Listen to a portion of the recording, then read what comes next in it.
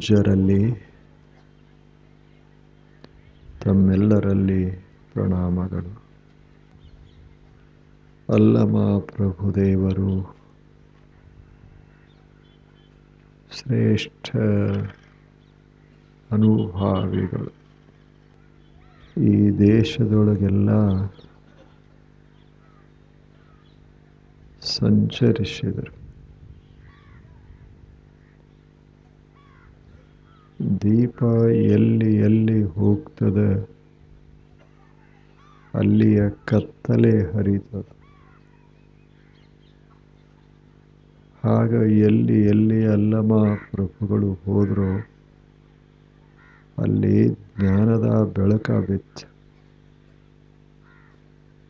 ಅಜ್ಞಾನದ ಕತ್ತಲೆ ಹರಿದು ಹೋಯಿತು.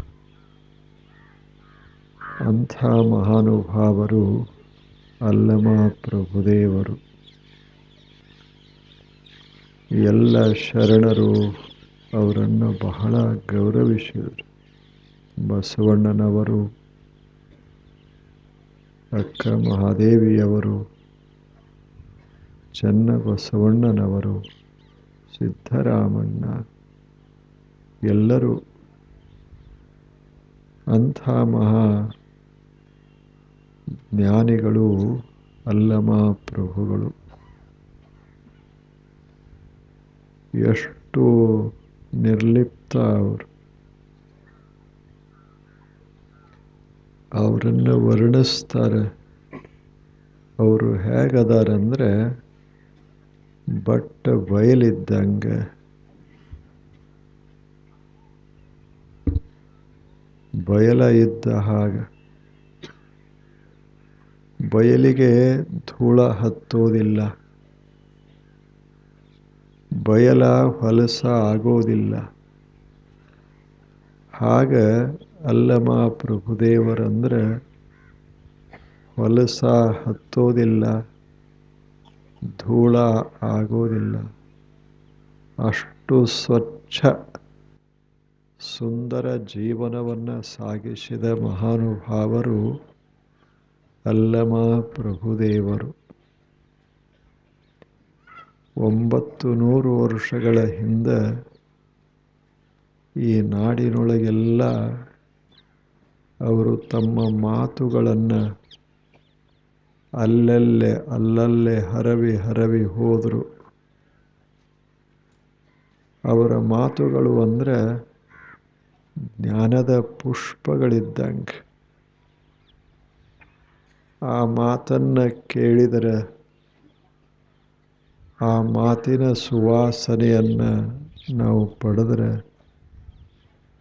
ಮನಸ್ಸು ವಿಕಾಸ. ಮನಸ್ಸಿನ ಕಲ್ಮಶ ಹೋಗಬೇಕು. ಅಷ್ಟೇ ಅಲ್ಲ, ಸತ್ಯದ ಅನುಭವ ಉಂಟಾಗಬೇಕು. ಅಂಥ ಮಾತುಗಳನ್ನು ಅಲ್ಲಮ ಪ್ರಭುದೇವರು ಅಲ್ಲೊಂದಿಷ್ಟು ಇಲ್ಲೊಂದಿಷ್ಟು ಅಲ್ಲೊಂದಿಷ್ಟು ಇಲ್ಲೊಂದಿಷ್ಟು ಹರವಿ ಹೋದರು. ಅಂಥ ಅಲ್ಲಮ ಪ್ರಭುದೇವರು ಒಂದು ಚಲೋ ಮಾತು ಹೇಳ್ತಾರೆ. ಅವರು ಹೇಗದಾರೆ, ಅಲ್ಲಮ ಪ್ರಭುದೇವರು ಹೇಗದಾರೆ ಅಂದರೆ ಸಂತರು ಶರಣರು ಹೇಗಿರ್ತಾರೆ ಅದನ್ನು ಆ ಮಾತಿನಲ್ಲಿ ಅವರು ಹೇಳ್ಯಾರ.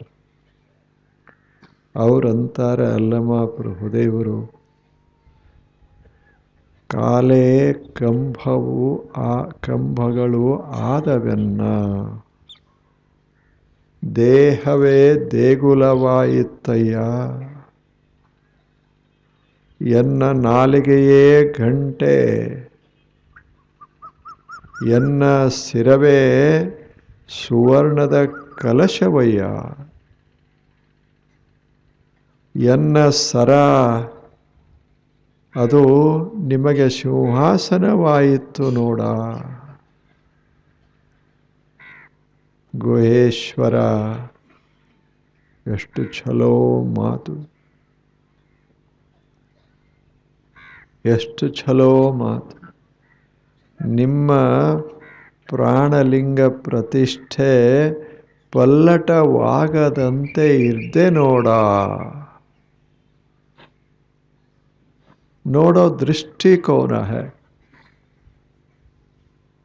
ಅವರು ತಮ್ಮನ್ನು ತಾವು ನೋಡೋ ದೃಷ್ಟಿಕೋನ, ನಾವು ಹೇಗೆ ನಮ್ಮ ಕಡೆ ನಾವು ನೋಡಬೇಕು ಅನ್ನೋದನ್ನು ಆ ಮಾತಿನಲ್ಲಿ ಅವರು ಹೇಳ್ಯಾರ. ನಮ್ಮ ಶರೀರದತ್ತ ಹೇಗೆ ನೋಡಬೇಕು, ನಮ್ಮ ಮನಸ್ಸಿನತ್ತ ಹೇಗೆ ನೋಡಬೇಕು, ಅದನ್ನೆಲ್ಲ ಆ ಮಾತಿನೊಳಗೆ ಅವರು ಇಟ್ಟಾರ. ನಮಗೇನು ಅನ್ನಿಸ್ತದ? ಇದೊಂದು ಸಾಮಾನ್ಯ ಶರೀರ, ಮಣ್ಣ ಶರೀರ, ಇದು ಮಣ್ಣಾಗಿ ಹೋಗ್ತದೆ ಅಂತ ನಾವೆಲ್ಲ ತಿಳ್ಕೊಂಡೇವೆ. ಆದ್ದರಿಂದ ನಮ್ಮ ಶರೀರದ ಬಗ್ಗೆ ನಮಗೆ ಅಷ್ಟಾಗಿ ಆಸಕ್ತಿ ಅಥವಾ ಅದರ ಬಗ್ಗೆ ಗೌರವ ಇಲ್ಲ. ಆದ್ದರಿಂದಲೇ ಸಿಕ್ಕ ಹಾಗೆ ನಮ್ಮ ದೇಹವನ್ನು ಬಳಸ್ತೇವೆ, ಅದನ್ನು ಎದಕ್ಕರೇ ಬಳಸ್ತೇವೆ. ಅವ್ರು ಹೇಳ್ತಾರೆ, ದೇಹ ಏನು ಸಾಮಾನ್ಯ ಏನು, ಇದು ಬರೇ ಏನರೇ ಮಾಡೋದಕ್ಕೆ ಬಂದದ್ದಲ್ಲ, ಇದು ಅದ್ಭುತವಾದದ್ದು. ಯೋಚನೆ ಮಾಡು. ಶರೀರ ಇರಬಹುದು, ಸಣ್ಣದಿರಬಹುದು, ದೊಡ್ಡದಿರಬಹುದು. ಶರೀರ ಇದು ಬರೇ ಇಂಥದ್ದಲ್ಲ. ಏನೋ ಒಂದಿಷ್ಟು ರಕ್ತ, ಮೇಧಸ್ಸು ಏನದಾವಲ್ಲ, ಮಾಂಸ, ಇಷ್ಟ ಅಲ್ಲ ಇದು ಶರೀರ. ಇದು ಎಂಥದದ? ಇದು ಚರಿಸುವ ದೇವಾಲಯ. ದೇಹ ಅಂದರೆ ಹೇಗೆ ಹೇಳ್ತಾರೆ ಅವರಂತಾರೆ, ಎನ್ನ ಕಾಲುಗಳದಾವಲ್ಲ ಇವೇ ಕಂಬಗಳು, ಇವು ಕಂಬಗಳು. ದೇಹ ಅದಲ್ಲ, ಇದು ದೇಗುಲ. ಇದೊಂದು ಗುಡಿ ಇದ್ದಂಗದ. ದೇಹ ಇದೊಂದು ಗುಡಿ ಇದ್ದ ಹಾಗ, ದೇಗುಲ. ಕಾಲುಗಳು ಕಂಬಗಳು. ಆ ಬಳಿಕ ಹೇಳ್ತಾರೆ, ನನ್ನ ನಾಲಿಗೆದ ಅಲ್ಲ, ಇದೊಂದು ಗಂಟೆ ಆ ದೇವಾಲಯದಲ್ಲಿ. ನನ್ನ ತಲೆ ಇದು ಸುವರ್ಣದ ಕಲಶ. ನನ್ನ ಧ್ವನಿಯದಲ್ಲ, ಮಾತು ಮನಸ್ಸು ಅದೇ ನಿನ್ನ ಸಿಂಹಾಸನ. ಒಳಗೆ ನೀನದಿಯಲ್ಲ, ನೀನೇ ಲಿಂಗ, ಪ್ರಾಣಲಿಂಗ. ಅದು ಪಲ್ಲಟವಾಗದ ಹಾಗೆ ನಾನು ಬಾಳ್ತೇನೆ ಅಂತ ಅಲ್ಲವಾ ಪ್ರಭುದೇವರು. ನೋಡೋ ದೃಷ್ಟಿಕೋನ ಎಷ್ಟು ಚಲೋ. ನೋಡೋ ದೃಷ್ಟಿಕೋನ ಹೇಗೆ ನೋಡ್ಯಾರ? ಇದೊಂದು ಮಂದಿರ, ಇದು ಪವಿತ್ರವಾದ ದೇಹ, ಇದು ತುಚ್ಛ ಅಲ್ಲ, ಇದು ಕೆಟ್ಟಲ್ಲ. ಇದನ್ನು ನಾವು ನೋಡಬೇಕು, ಇದರತ್ತ ನೋಡಬೇಕು. ಹೇಗೆ? ಇದೊಂದು ದೇವಾಲಯ. ನಾವು ಕಟ್ಟಿದ ದೇವಾಲಯ ಅಲ್ಲ, ಸಾಕ್ಷಾತ್ ಭಗವಂತನೇ, ನಿಸರ್ಗ ದೇವತೆಯೇ ಕಟ್ಟಿದ ಸುಂದರ ದೇವಾಲಯ. It is A temple built by the nature. ಇದು ನಿಸರ್ಗ ಕಟ್ಟಿದ ದೇಹ, ಇದು ದೇಗುಲ. ನಾವು ಮಾಡಿದ್ದೇನು? ನಮ್ಮ ದೇವಾಲಯಗಳು ಒಂದು ಕಡೆ ಇರ್ತಾವ, ಚರಿಸೋದಿಲ್ಲ. ಈ ದೇವಾಲಯ ಚಲಿಸ್ತದ. ನಮ್ಮ ದೇವಾಲಯ ಅದು ನೋಡೋದಿಲ್ಲ, ಕೇಳೋದಿಲ್ಲ. ಈ ದೇವಾಲಯ ನೋಡ್ತದ, ಕೇಳ್ತದ. ಎಷ್ಟು ಅದ್ಭುತವಾದ ದೇವಾಲಯ! ದೇವರು ಹೆಂಗೆ ಮಾಡ್ಯಾನ? ಬೆಳಿಬೇಕದು ದೇವಾಲಯ. ಆ ಕಡೆ ನೋಡಬೇಕು ನಾವು. ಇದನ್ನು ಎದಕ್ಕರೆ ಬಳಸಬಾರದು. ಯಾಕೆ? ಇದು ಬಹಳ ಪವಿತ್ರವಾದದ್ದು. ಅದಕ್ಕೆ ಅವರು ಹೇಳಿದರು, ನೋಡು ನಿನ್ನ ದೇಹದತ್ತ ನೋಡು ಮನುಷ್ಯನೇ, ಇದು ಸುಂದರವಾದದ್ದು, ಇದು ಅತ್ಯದ್ಭುತವಾದದ್ದು, ಇದು ಪವಿತ್ರವಾದದ್ದು.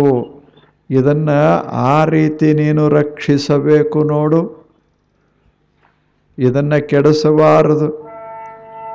ಇಲ್ಲಿ ನಮ್ಮ ನಾಲಿಗೆ ದೇವಾಲಯದ ಗಂಟೆ ಇದ್ದ ಹಾಗೆ ಏನರೇ ಮಾತನಾಡಬಾರದು. ನಮ್ಮ ತಲೆ ಕಲಶ ಇದ್ದ ಹಾಗೆ ಎಂಥದರೆ ವಿಚಾರವನ್ನು ಮಾಡಬಾರದು. ನಮ್ಮ ಮೈಯ ದೇವಾಲಯ, ಇದನ್ನು ಎದಕ್ಕರೇ ಬಳಸಬಾರದು. ನೋಡು, ಇದು ದೇವಾಲಯ. ಎನ್ನ ಮನಸ್ಸ ಸರ ಸ್ವರ, ಅದು ಮನಸ್ಸದಲ್ಲ, ಸಿಂಹಾಸನ. ನಮ್ಮ ಎದೆಯೊಳಗ ದೇವನ ಪ್ರತಿಷ್ಠಾಪನೆ. ಎಷ್ಟು ಚಲೋ ದೃಷ್ಟಿಕೋನ. ಗುಡಿ ಹೆಂಗೆ ಇಡಬೇಕೋ ಹಾಗಿಡಬೇಕು. ಒಳಗೆ ಸ್ವಚ್ಛಾಗಿರಬೇಕು ಗುಡಿ, ಹೊರಗೆ ಸುಂದರವಾಗಿರಬೇಕು. ಸುತ್ತ ಮುತ್ತ ಅದು ಮಂದಿರ. ಅಂಥದ್ದು ಇದು. ಇಂಥ ಮಂದಿರ ಪ್ರತಿಯೊಬ್ಬನಿಗೆ ದೊರೆತದೆ. ಬರೇ ಕೆಲವೇ ಜನರಿಗೆ ಅಲ್ಲ, ಇಡೀ ಜಗತ್ತಿನ ಎಲ್ಲ ಜನರಿಗೆ ಇಂಥದೊಂದು ಸುಂದರ ದೇಹ, ಪವಿತ್ರವಾದ ದೇಹ ದೊರೆತದ. ಇದನ್ನು ಕೆಡಿಸಬಾರದು. ಪಲ್ಲಟವಾಗದಂತೆ ನಾನು ಅದೀನಿ ಅಂದರು. ಇದೇನದ, ಇದು ಕೆಡದಂಗ, ಇದು ಹೊಲಸಾಗದಂಗ ನಾನದೀನಿ. ಇದರ ಅರ್ಥ ಏನು ಅಂದರೆ, ಕೆಟ್ಟದ್ದನ್ನು ನೋಡಬಾರದು, ಕೆಟ್ಟದ್ದನ್ನು ಕೇಳಬಾರದು, ಕೆಟ್ಟದ್ದನ್ನು ಯೋಚಿಸಬಾರದು, ಕೆಟ್ಟದ್ದನ್ನು ಹೇಳಬಾರದು. ಹಾಗ ಶರೀರವನ್ನು ಕಾಪಾಡಬೇಕು. ಏನನ್ನಾದರೂ ತಿನ್ನಬಾರದು. ಇದು ಪವಿತ್ರ ದೇಹ ಅಲ್ಲವೇನು? ಇದು ದೇವಾಲಯ ಅಲ್ಲವೇನು? ಇಂಥ ದೇವಾಲಯದೊಳಗೆ ನಾವು ಏನು ಮಾಡಬೇಕು? ದೇಹವನ್ನು ಪ್ರೀತಿಸಬೇಕು, ನಮ್ಮ ಮನಸ್ಸನ್ನು ಪ್ರೀತಿಸಬೇಕು, ನಮ್ಮ ಆಲೋಚನೆಗಳನ್ನು, ಸುಂದರ ಆಲೋಚನೆಗಳನ್ನು ನಾವು ಪ್ರೀತಿಸಬೇಕು. ಹಾಗೆ ಜೀವನವನ್ನು ಸಾಗಿಸಬೇಕು. ದೇವಾಲಯ ಒಂದು ಚಂದಿರಬಹುದು. ಸುಂದರ ಕಲ್ಲುಗಳಿಂದ, ಬಿಳಿಗಲ್ಲಿನಿಂದ ಕಟ್ಟಿರಬಹುದು, ಕರಿ ಕಲ್ಲಿನಿಂದ ಕಟ್ಟಿರಬಹುದು, ಸಣ್ಣದಿರಬಹುದು, ದೊಡ್ಡದಿರಬಹುದು. ಆದರೆ ಯಾವ ಮಂದಿರ ಆದರೇನು, ಅದು ದೇವಾಲಯ. ಅದು ದೇವಾಲಯ. ಆ ದೃಷ್ಟಿಯಿಂದ ನಾವು ನೋಡಬೇಕು ನಮ್ಮ ದೇಹದತ್ತ ಅಂತ ಅಲ್ಲಮ ಪ್ರಭುಗಳು ಹೇಳಿದರು.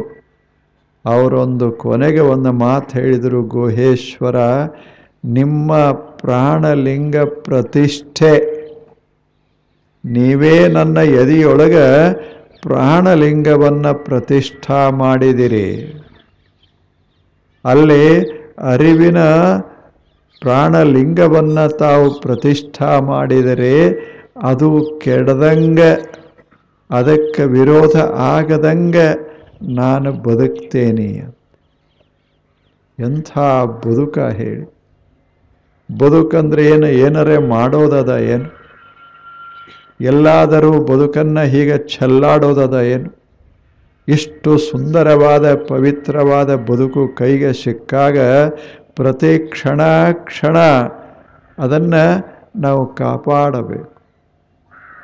ಒಳ್ಳೆಯ ಕಾರ್ಯಗಳನ್ನು ಮಾಡೋದು, ಒಳ್ಳೆಯ ನೋಟ ಇಟ್ಟುಕೊಂಡಿರೋದು, ಒಳ್ಳೆಯ ಯೋಚನೆಗಳನ್ನು ಮಾಡೋದು, ಹಾಗೆ ಮಾಡೋದಕ್ಕೆ ಪೂಜಾ ಅಂತ ಕರೀತಾರೆ. ದೇವಾಲಯದಲ್ಲಿ ಪೂಜೆ ನಡೀತಾ ಇರ್ತದೆ. ಹಾಗೆ ಈ ದೇಹದೊಳಗೆ ಪ್ರಾಣಲಿಂಗದ ಪೂಜೆ ನಡೀತಾ ಅದ. ಪ್ರಾಣಲಿಂಗದ ಪೂಜೆ. ಬದುಕು ಅಂದರೇನು? ನಾವು ಬದುಕ್ತೇವೆ, ಇದರ ಅರ್ಥ ಏನಂದರೆ ನಾವು ಪೂಜೆ ಮಾಡ್ತಾ ಬದುಕ್ತೇವೆ. ದೇವನ ನೆನಹ ಅದು ಪೂಜೆ. ದೇಹದತ್ತ ನೋಡುವ ದೃಷ್ಟಿ ಅದು ಪೂಜೆ. ನೋಡಬೇಕು ಮನುಷ್ಯ. ಹೇಳ್ತಾರೆ ಬಲ್ಲವರು ಹೇಗಿರ್ತಾರಂದ್ರೆ ದೇ ಆರ್ ಫಿಲ್ಡ್ ವಿತ್, ಎಷ್ಟು ಚಲೋ ಮಾತು ಹೇಳ್ತಾರೆ, the knowledge of the Dhamma. They are like lakes, deep, still and serene. Buddha ಈ ಮಾತನ್ನ ಹೇಳಿದ. ಬಹಳ ದೊಡ್ಡ ಜ್ಞಾನಿ ಮನುಷ್ಯ ಬುದ್ಧ, ಮಹಾನುಭಾವ. ಭಾರತ ದೇಶದೊಳಗೆಲ್ಲ ಶಾಂತಿಯ ವಾಸನೆಯನ್ನು ಹರವಿದ ಬುದ್ಧ. ಆತ ಹೇಳ್ತಾನೆ ಹೇಗಿರಬೇಕು ಮನುಷ್ಯ ಅಂದರೆ ಅವನ ಮನಸ್ಸಿನೊಳಗೆ ಜ್ಞಾನ, ಧರ್ಮಜ್ಞಾನ ತುಂಬಿರಬೇಕು. ಅವರು ಹೇಗೆ ಬದುಕ್ತಾರೆ ಅಂದರೆ ಒಂದು ಸರೋವರ ಇದ್ದಂಗೆ. ಸರೋವರ ಹೇಗಿರ್ತದೆ? ಆಳವಾಗಿರ್ತದೆ, ಶಾಂತವಾಗಿ ಇರ್ತದೆ, ಸುಂದರವಾಗಿ ಇರ್ತದೆ. ಹಾಗೆ ನಾವು ಬಾಳಬೇಕು ಈ ಜಗತ್ತಿನೊಳಗೆ. ನಮ್ಮ ಮನಸ್ಸು ಶಾಂತವಾಗಿರಬೇಕು, ನಮ್ಮ ಯೋಚನೆಗಳು ಅತ್ಯಂತ ಆಳವಾಗಿರಬೇಕು. ಅಷ್ಟೇ ಅಲ್ಲ, ಸೌಂದರ್ಯ ಇರಬೇಕು ಅದಕ್ಕೆ. ಅಂಥ ಸುಂದರ ಜೀವನವನ್ನು ಸಾಗಿಸಬೇಕು ಅಂತ ಬುದ್ಧ ಭಗವಂತ ಹೇಳಿ ಅಲ್ಲಮ ಹೇಳಿದ. ಅದನ್ನೇ ಬುದ್ಧ ಭಗವಂತ ಹೇಳಿದ. ಜಗತ್ತಿನ ಜ್ಞಾನಿಗಳೆಲ್ಲ ಅದೇ ರೀತಿ ಹೇಳೋದು. ನಾವು ನೋಡಬೇಕು ಒಂದಿಷ್ಟು. ನಮ್ಮ 100 ವರ್ಷ ನಾವು ಬದುಕವರದೇವಿ, ಸ್ವಲ್ಪ ಹೆಚ್ಚೋ ಸ್ವಲ್ಪ ಕಡಿಮೆಯೋ, ಆದರೆ ಬದುಕಿರುವ ಕಾಲಾವಧಿಯೊಳಗೆ ಚೆಂದಾಗಿರಬೇಕದು, ಬಹಳ ಸುಂದರವಾಗಿರಬೇಕು. ಆದ್ದರಿಂದ ನೋಡುವ ದೃಷ್ಟಿಕೋನವನ್ನು ನಾವು ಹಾಗೆ ಬಳಸಬೇಕು. ಹಾಗೆ ಬಳಸೋದದ. ಒಂದು ಸಣ್ಣ ಘಟನಾ ನಡೀತು ಬುದ್ಧನ ಕಾಲದೊಳಗೆ. 2600 ವರ್ಷದ ಹಿಂದೆ ಬಾಳಿದ ಬುದ್ಧನ ಕಾಲದೊಳಗೆ ಇದು ನಡೆದ ಘಟನಾ ಇದು. ಆ ಭಾಗದಲ್ಲಿ ರಾಜರು ವಾಸ ಮಾಡ್ತಿದ್ರು, ಮಹಾರಾಜರು. ಒಂದು ಸಲ ಮಹಾರಾಜರ ಮಕ್ಕಳು, ರಾಜಪುತ್ರರು, 4 ಜನ ರಾಜಪುತ್ರರು ಲಗ್ನ ಆಗಿತ್ತು. ಒಂದು ದಿವಸ ಎಲ್ಲ ರಾಜಪುತ್ರರು ತಮ್ಮ ಹೆಂಡಂದಿರು ಎಲ್ಲರೂ ಕೂಡಿಕೊಂಡು ಜಲವಿಹಾರಕ್ಕೆ ಹೋದರು. ಒಂದು ಅರಣ್ಯದ ಭಾಗ, ಅಲ್ಲಿ ಸ್ವಚ್ಛ ನೀರ ಹೊಳೆ ಹರಿತಿತ್ತು. ಬಹಳ ತಿಳಿಯಾದ ನೀರ, ಬಹಳ ಸ್ವಚ್ಛ. ಅಲ್ಲಿ ಹೋದರು. ಸುತ್ತಮುತ್ತ ಅರಣ್ಯ, ಬಹಳ ಸುಂದರ ಪ್ರದೇಶ. ಅಲ್ಲಿ ಜಲಕ್ರೀಡೆಯಾಡಬೇಕಂತ ಹೋದವರು. ಹೋಗುವಾಗ ಏನು ಮಾಡಿದರು ಅಂದರೆ ಒಬ್ಬ ನರ್ತಕಿಯನ್ನು ಕರ್ಕೊಂಡು ಹೋದರು. ಯಾಕೆ? ಆಕೆ ಹಾಡಬೇಕು, ಕುಣಿಬೇಕು, ಇವರು ಜಲಕ್ರೀಡೆ ಮಾಡಬೇಕು, ಅಲ್ಲಿ ಒಂದು ದಿವಸ ಆನಂದವಾಗಿ ಕಳಿಬೇಕು ಅಂತ ಕರ್ಕೊಂಡು ಹೋದರು. ಅಲ್ಲಿ ಹೋದ ಬಳಿಕ ಆಕೆಯನ್ನು, ನರ್ತಕಿಯನ್ನು ಕೂಡಿಸಿ ಆಕೆಯ ಹತ್ತಿರ ತಮ್ಮ ವಸ್ತ್ರಗಳನ್ನು, ಆಭರಣಗಳನ್ನು ಎಲ್ಲವನ್ನ ತೆಗೆದಿಟ್ಟು ಒಂದು ಗಿಡದ ಕೆಳಗೆ ಅವರು ನೀರಿನಲ್ಲಿ ಹೋದರು. ಜಲಕ್ರೀಡೆ ಆಡೋದಕ್ಕೆ ನೀರಲ್ಲಿ ಹೋದರು. ಆವಾಗ ಮಗ್ನಾಗಿದ್ದರು. 8 ಜನ ಹೆಂಡತಿ, ಇದು ರಾಜಪುತ್ರರು, ಅವರ ಮಡದಿಯರು, ಅವರವ್ರ 4 ಮಂದಿ, 4 ಇಬ್ಬಿಬ್ಬರಂತೆ ಹೋಗಿದ್ರು. 8 ಜನ ಜಲಕ್ರೀಡೆ ಆಡೋದರಾಗ ಮಗ್ನ ಮಗ್ನಾಗಿದ್ರು.